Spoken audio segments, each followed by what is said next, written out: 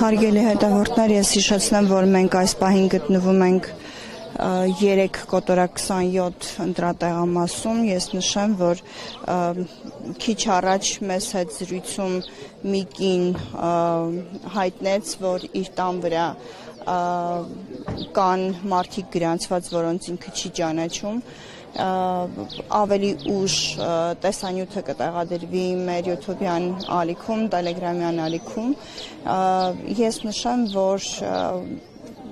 կինը հայտնեց, որ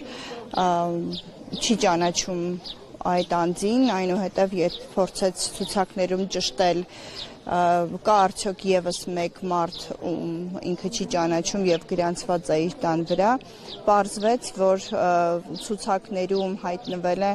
ադրբեջանական ազգանունով մարդ, Իսրայիլ Էբրագիմի, մենք նկարահանել ենք այն տեսանյութը նույնպես կտեղադրվի քիչ անց մեր սոցիալական հարթակներում։